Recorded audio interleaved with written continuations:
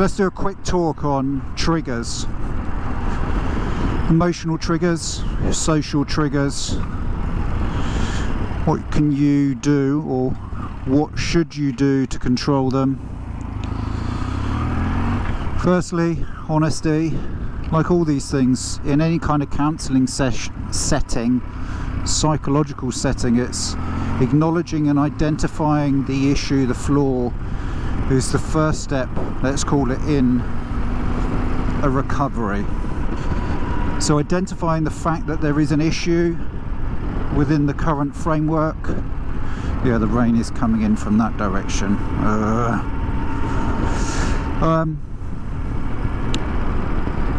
So if you're triggered by a certain thing, whether it be a phobia, fear, or a like, it is key, fundamentally key, to acknowledge that issue. Oh, for God's sake.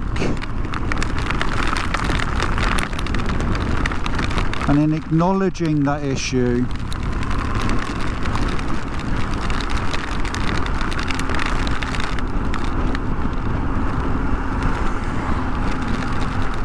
what you do is you open up the space for recovery and for healing.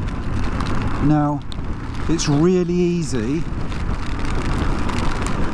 incredibly easy, to ignore all sorts of issues.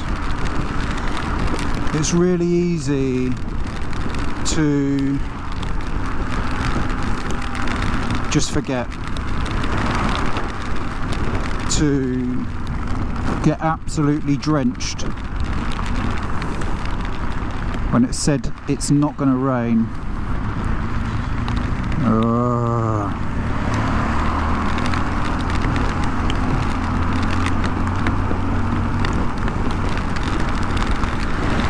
Don't you love British weather? So it's really easy to identify faults, flaws, issues in yourself and do nothing about it. I spoke about suppression before. So once you've identified the issue, the next stage really is seeing what the other side of that might look like. And the reason why that's important is because there is a pathway, there is a journey, there is a process.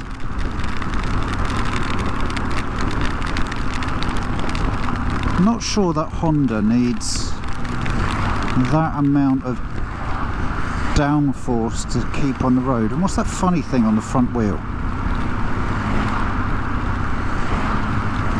Look at the front of that car and the front wheel, if you can. It's got something pointing out. Maybe it's James Bond.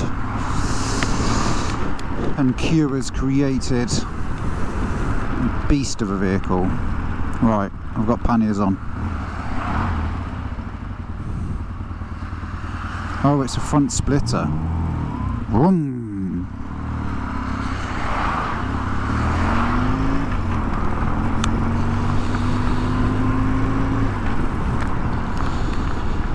Yeah, so it is key. Oh, camper.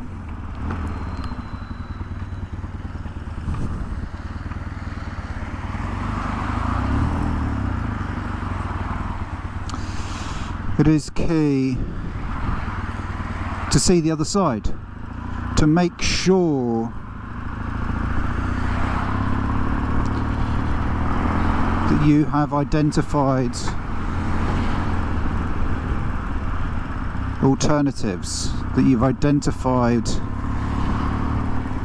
what punching out the other side looks like, because that is important. It's important for so many reasons, because it's often at the time where you can't see the solution, you can't see the wood through the trees, and that's where things get pretty severe pretty quickly. So I'd recommend for anyone facing a kind of struggle, any kind of struggle, a stress, an issue of phobia, some kind of trigger, to look at the reasons and the validations for that trigger. Oh, it's a wet McLaren, is it?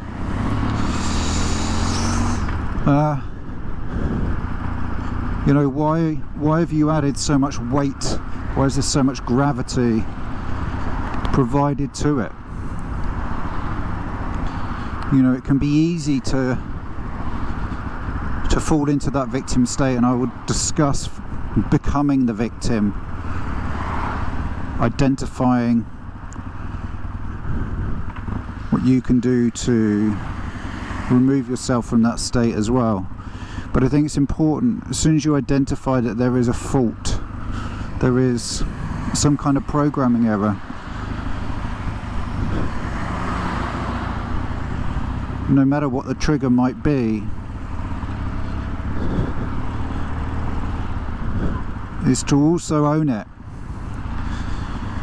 And in owning it, you remove any gravity that perhaps you have provided to another. And what I mean by that is, it's really easy to give another the power of your emotions, whether a loved one,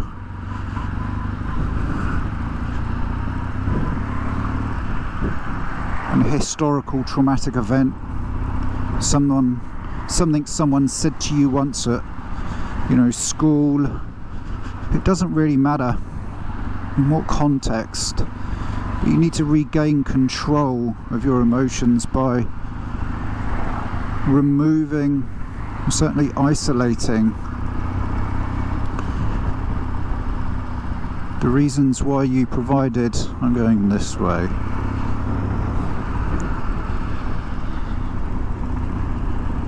Isolate the reasons why you provided or enabled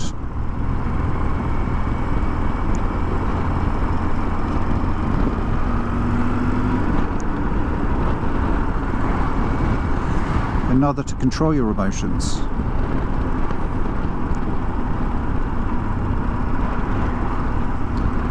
The longer you allow another to become your, or be your puppet master, the longer you're allowing the individual to determine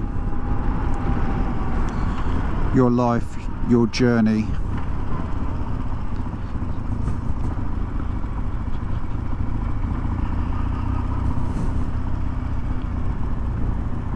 And you just don't need to. You know, life's difficult and hard enough as it is without allowing others to control your emotions. I was in my round one of marriage attempt that lasted 16 years, were pretty traumatic. You know, an abusive wife, physically and emotionally.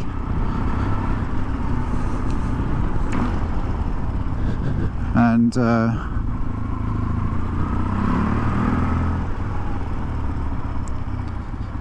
round two is a hell of a lot nicer, I guess, as you'd hope.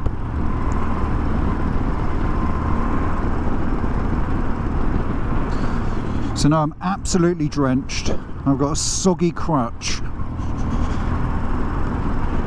and I've learnt that I need to get some additional waterproofing on this jacket, although it is a summer jacket. And I didn't expect any kind of rain when I left this morning. I did half expect this jacket to be slightly waterproof. Right, so that's it from me. Have a good day.